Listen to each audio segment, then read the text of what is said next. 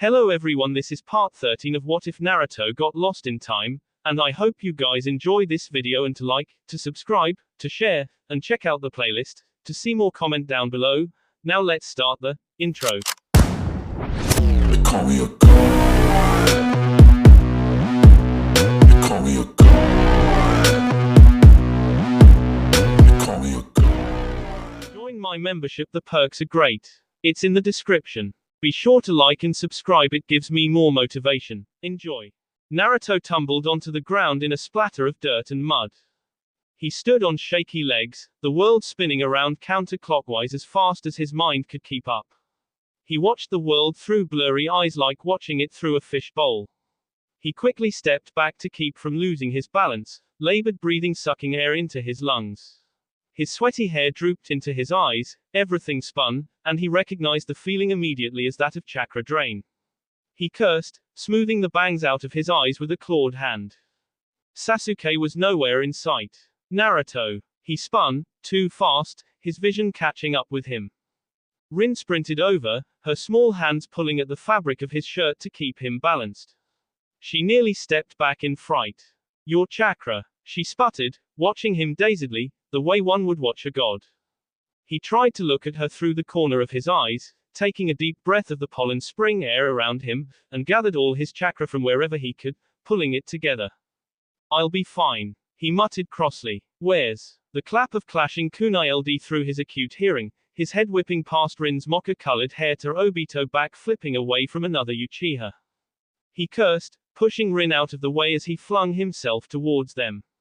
Successfully interfering with their fight, he stood between them, slightly out of breath. Sasuke landed gracefully some yards away, tutting as he did. Another Uchiha, I see. Obito, not as gracefully, skidded to a stop in the mud, brushing his face with the back of his hand and smearing mud over his cheek. Another. The boy looked at Sasuke with varied expressions, before turning to Naruto. What's this about? Who is he? Naruto hasn't bothered to tell you.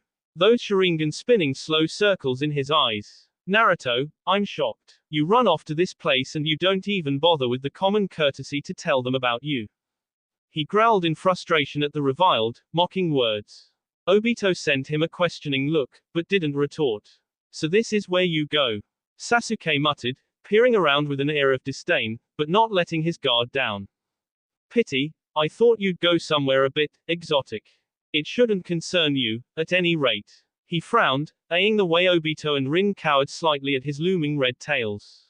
You won't have very long to stay anyways. Why do you say that? Your teammates can't keep the portal open forever. They're at chakra exhaustion already.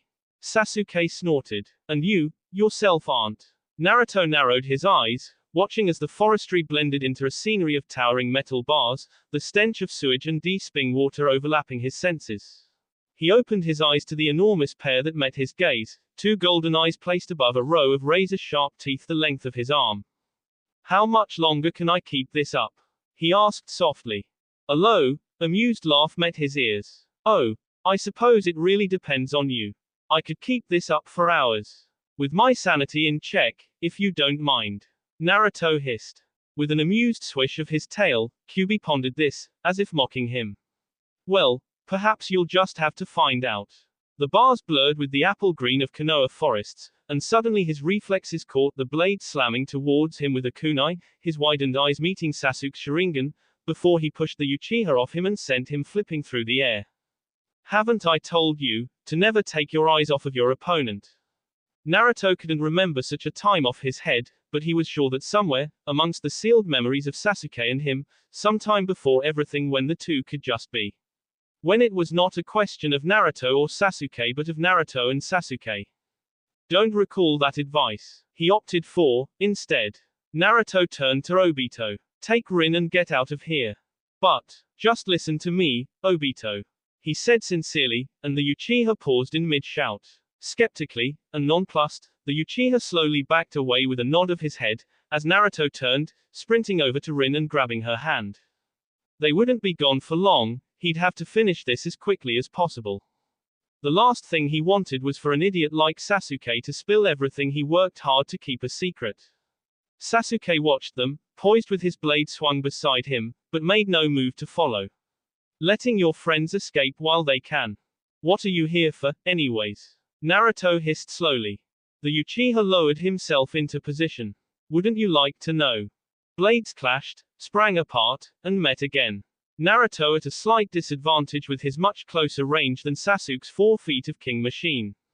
Naruto, however, had the unreadable element of Kyuubi's surprise attacks, the fox finding it amusing to sporadically attack the Uchiha with the overflow of red chakra that layered Naruto's skin. It became a weapons fight, with the two dancing around each other, splattered in the mud from last night's rainfall, the spray of the earth spitting into the air like waves breaking on the ocean. Naruto spun in the air, kunai hitting swords some 20 feet into the air, both falling into the shallow ocean of mud that they had conjured in their duel. Neither moved, Naruto's tails flicking almost anxiously back and forth, the Jinchuriki lowering himself to strike. Sasuke was out of breath, chakra strained from their tousle before, and from now. Even for his pedigree lineage and expert training, chakra pulls was something you were born with, and Naruto was born with the largest supply known to man. Stamina was his main game. Another clash and Sasuke was forced into defense, blade slashing into his pale skin, blood blossoming onto his shirt and smearing on Naruto's face. 5 tails now, gathering around Naruto's small form, flickering about with mild interest, that crazed look gathering behind Naruto's ruby-red eyes. He concentrated on slowing his breathing, and drawing the rest of his dissolving sanity into one final piece and trying to curb the burst of emotions that rumbled beneath his chest, rattling and roaring for a release that he knew would be devastating. Sasuke leaned back, those Sharingan eyes slowly turning like windmills in a light breeze, reminding Naruto of the first bloodshot look he had at the beauty of the Uchiha clan, watching Sasuke's magnificent Sharingan from one of Haku's mirrors all those years ago. Now, he could look at the spinning black dots in absolute contempt. The cry of 1,000 birds sped open in the jaws of the sky, and hot blue light steamed from around Sasuke's hand. The wind pulled into a spiraling ball in his own hand, dust and dirt and mud swirling around him from the rising air current that flowed around him. The two clashed into a catastrophic mixture of wind and lightning, setting the scenery ablaze, spinning chunks of earth in deep lacerations, charring grass yellow and crisping leaves into burnt brown. Tails of molten fire lapping against the battered earth, and suddenly the dry grass was dancing in flames, the wind from Naruto's Rasengan feeding the hungry fire gallons of oxygen. Naruto raised one of his hands from his place in the mud. A slop of wet brown earth splattered on his face, and he groaned. Christ, why did he always seem to get into these positions? Oh, that Rasengan and Chidori sing together. As usual, creating a mess out of the earth and setting most of the area on fire. With a jolt, Naruto sprang up again. Flames slanted in the wind, and around the charred opening Naruto searched for the heir to the Uchiha. A rustling behind him, and he quickly parried a strike with a kunai. Sasuke hadn't fared any better than he was. However, his burns and cuts were healing at an abnormally fast rate, while Sasuke's more major burns would need at least a week to heal. He struggled, but he pushed Sasuke off of him, falling into a defensive stance. Why? He asked, carefully watching his former best friend's face. What had gone wrong between them? Was he not good enough? Sasuke snorted. It reminded him terribly of the way Sasuke would sneer at him in their genin days. He'd always clown around, desperately hoping for Sakura's attention. The girl was always swooning over Sasuke, crooning about his eyes or his hair, and never seemed to bother with him. Sasuke, leaning against the bridge, Naruto's memory of how the bridge's red ochre color was so bright, Sasuke looking like a dark spot right in front of it, Sakura's lulling voice over the sound of rushing water beneath them. Sasuke's face, as he leaned over and whispered, "Are you scared, chicken?" Sasuke, leaning over his face, rain pattering around them silently. Sharingan eyes tracing his face, shallow breathing in his chest, before turning, and walking away. Why? Naruto shouted this time. Hands clenched against his sides, red-hot tails flickering behind him. Silence met him, nothing but the smell of burning F and the crackle of flames. All this time, all he and Sakura did was run away. Run away from their problems, run away from each other. In reality, it wasn't solving anything. Sasuke was still gone, the wound was still gaping and bleeding, and neither of them were doing anything to stop it. Why did they have to be so damn stupid? The answer was simple. It lay in front of the. Sasuke was never going to come home. But Naruto had to know. Why? Sasuke watched him, face devoid. His breathing came out in labored puffs, his shoulders were weak with overexertion. His chakra was low. Power. The Uchiha's dark black hair like the S of night shadowed his face. Naruto watched him carefully, studying the lines of his shoulders, the shape of his hands. He hadn't seen Sasuke in a long time. The Uchiha was as hidden as the moon on a cloudy night, a bright visage muddled by thousands of clouds, always there and always out of reach. Seeing him now only achieved to bring out bad memories and old wounds. He still hadn't kept his promise to Sakura, still hadn't brought the Uchiha home. But he realized, more and more every day, that Sasuke didn't want to go home. He wasn't a naive adolescent being held against his will. He was a man with a full conscience with a set of his own morals.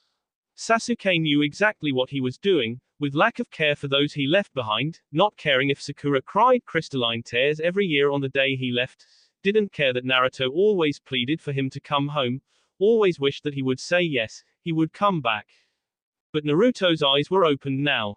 There was no point in trying to change something that couldn't be changed. And there was no point in running away anymore. Sasuke turned, Naruto dropped his guard. The blonde's inner turmoil faded into solemn understanding. He couldn't hurt Sasuke. He knew what had to be done, that Sharingan couldn't be left in enemy hands. But even his blood-stained hands burdened with thousands of souls couldn't lift a wedge in the final blow. Instead, his hands met the dull crack of bone against the back of Sasuke's skull, the Uchiha tumbling into the shallow ocean of mud beneath their feet. Naruto watched him with dark red eyes, clawed hands pulling up his best friend and dragging him back to the overwhelmingly large seal. It pulsed with a foreign understanding, chakra from the other side feeding to keep it open. With a frown, Naruto unceremoniously dumped the Uchiha onto the paper.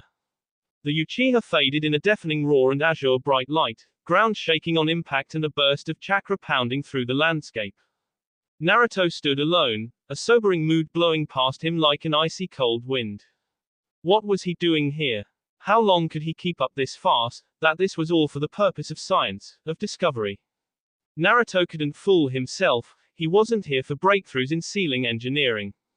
He was escaping his problems. He was escaping the war that rumbled somewhere far off in the distance, lingering on the horizon, only delayed by few obstacles. He was escaping Sakura's pleading gaze, emerald eyes filled with worry and hope and trust that he would bring back a man who had no desire to return. Escaping the fear that glazed over his village's eyes, even friends, scared for who he was, what he was, and who he would become. Dash, dash, dash, Naruto. Rin's distressed call echoed from far off, and his head swiveled to watch her. Her brown eyes were probably filled with concern, he didn't need to see them to know. Obito trailed behind her some paces away, probably surveying the damage to the landscape and the bright red tails billowing in the wind behind him with more caution than she did. But Rin was a woman, and true to their cared more for her friend than for herself. He was surprised to see another blonde herd behind Obito. Apparently they were smart enough not to call Anbu to help him. The last thing he wanted to do today was explain to them how exactly the training ground had ended up like this, why there was a 20 by 20 foot charred piece of paper, and the 5 tails that shot up into the pale blue sky. Rin reached him first, auburn hair swinging with her movement. She faltered slightly, eyes leaving his crimson ones to stare forlornly at the long tails behind him. She gulped, and Naruto released his hold on Kyuubi's chakra, knowing the cur intent made her uneasy. Sir, she started. What? Naruto's brilliant blue eyes were focused on something far behind her, gaze darkening. Just some complications. Some complications. Obito scowled as he approached. The training grounds looked like the earth upturned itself and set the ground on fire. You really expect us to believe that? And who was that guy? Rin pestered. Obito's eyes were wild with interest.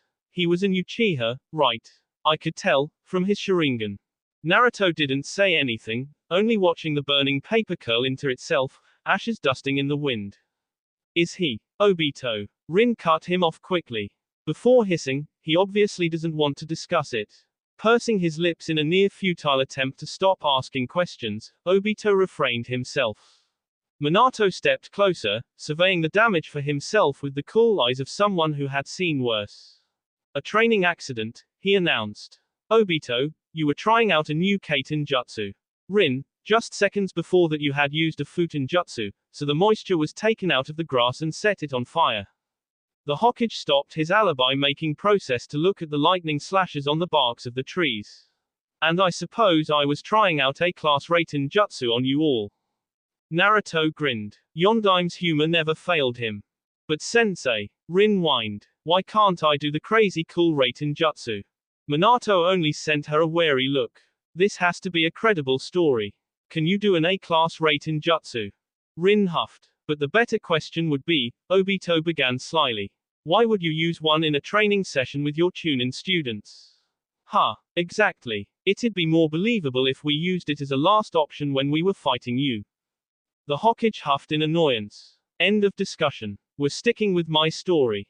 Rin sighed. Oh, if I could make a Raiten jutsu. I'd name it Chidori, just like birds. Naruto blinked in surprise. So that's where Kakashi had gotten the name of his most renowned jutsu from. Naruto. Obito watched him carefully. What's wrong? Rin spoke up. Naruto smiled at him, melancholic and somber. Guy's eye. Ramen. Obito grinned. That'll cheer him up. Naruto faltered. He had never felt so torn before. Torn between what he wanted to do, and what he knew he had to do. But as he watched their happy, dazzling faces, he knew that he was only delaying the inevitable. Guys, I can't, he said, finally. Obito's expression broke out into worry, but most of all, fear. What? Why? Naruto shrugged noncommittally. That man you saw there, he was a former acquaintance of mine. I may have defeated him for now, but if I don't stop him, this time won't be safe anymore. He smiled sadly. I've realized that by going back in the past, all I'm doing will be running away from the future, running away from the place I'm supposed to be. But, Rin struggled for words. That's not fair. She whispered. We just found you again, and you're already leaving. I'm sorry. He sighed. But I don't have much choice in this. You guys have to be safe. We're strong. Obito protested. We can protect ourselves. Maybe you can. Naruto pointed out. But there are extremely powerful people in my time that are holding the very foundations of Konoha, but right now, they're probably 2 years old. What would happen if someone used this seal to assassinate them? Obito shut his mouth, tight-lipped. You're right. Rin's gaze fell to the muddy ground. But we just don't want you to leave. Sorry guys. Naruto swallowed the lump in his tea. But it's not like you won't ever see me again. You'll find me again before you know it. He lied thickly. You mean? Obito's eyes widened. Yeah. Naruto smiled, but to him, it felt so fake. I'll probably be born soon, and then you guys can be Aunt Rin and Uncle Obito. Rin grinned shyly. See you then, I guess. Obito nodded. Hey you two squirts, Minato grinned at them. Leave us alone for a couple minutes, okay? Your sensei has to talk to Naruto for a little bit. Naruto watched the two children, or maybe not children, they were growing up fast, disappear past a cluster of trees, leaving him and his father alone. That man, earlier. Minato struggled for words. Was he? He's from Aotogakur. I'm assuming he was sent to scout out where I've been going. Naruto filled for him. This is rather confusing. Yondaime smiled sheepishly. But before you leave, I just wanted you to know. He looked at Naruto sincerely. It was nice meeting you, really. Naruto smiled. You too, Yondaime. Minato made a face at the name. When Naruto looked back upon this moment in the future, he would remember how awkward those moments were, as the two struggled for the right words to say goodbye for what the both of them knew was eternity. Naruto pulled out a scroll from one of his pockets. He had gotten used to carrying a copy of the seal wherever he went, just in case he needed to travel to the past or future at moment's notice, moments like this. He set it down carefully, mangled sentences and fragmented words about to burst from his heart in inarticulate phrases, things he wanted to say but had to refrain himself from saying. For both of their sakes. In fact, he should leave it at that, say goodbye as friends and comrades, let Minato wonder about the future, speculate, but never fully understand. But he remembered Jiraiya's smooth voice, as he spoke with so much pride about his father. About how much Minato would want to see what his son had turned into. How Jiraiya's voice cracked when he spoke of how much Minato loved him, how much the Hokage had never wanted to let him go, how he held his infant son's fingers tightly before the Shinigami's jaws snapped around him. Through the torment of emotions whirling in his chest, Naruto felt words break through the silence, breathless. The seal was flaring between them, Naruto's back turned to the man he had come to love. A sheen of bright blue light stretched between them like the sun's rays peeking from cracks in the clouds, speeding into the sky. He turned around, looking over his shoulder with eyes smoldering in emotion. Goodbye, Dad. Minato's eyes widened, he pulled for Naruto's sleeve, yelling lost in the scream torn from the seal. His hand stretched out for his son, but met nothing but whirls of smoke from the now smoking paper crackling noisily at his feet. Wait. His shout met the cold spring air, a pale blue sky above him. Dash, dash, X, dash, dash. He's a beautiful boy, Kushina was crooning, and Minato tried to overlook her deathly pale skin, and the way her labored breathing filled the room even though she gave birth a near hour ago. Staring into his child's eyes, brilliant blue like windows into the sky, just like they will be in the future, the one you won't live to see, his conscience snidely provided, he was shocked at the resemblance to him, and to the man Naruto would become one day, stumbling out of a cold spring river near the Iwa border, near 20 years in the past. A knock interrupted his thoughts, he tore his pensive eyes away from the blinking delphinium blue gaze that watched him innocently. He opened the door quietly. QB. The Anbu panted at the door to the hospital room. Yondaime watched the man's blank rabbit mask with something akin to dawning understanding, fear, and nervousness. As the blonde Hokage closed the door behind him, he could hear Kushina's soft breath fill the sound of the room. He didn't need her to hear this now. Where? Approximately 20 minutes away from the gate. The Anbu shifted uneasily. We're doing the best we can, but without Jiraiya it doesn't seem that this battle will be won, sir. Leave the worrying up to me, he said coolly, and try to hold it off as long as you possibly can. The Anbu nodded, disappearing in a cloud of smoke. Minato opened the door quietly, listening to his wife's breathless humming. She was still panting from the birthing, her face pale with stark contrast to her fiery red hair that framed her face, cascading down one shoulder like wine-colored rivers. Sea-water eyes focused on the smooth baby soft sunshine hair growing on her son's head. Naruto, she smiled lovingly. Minato clenched his fists, and the world repeated itself. That will be all for this video, be sure to like, subscribe, share, and comment down below for more videos. Goodbye.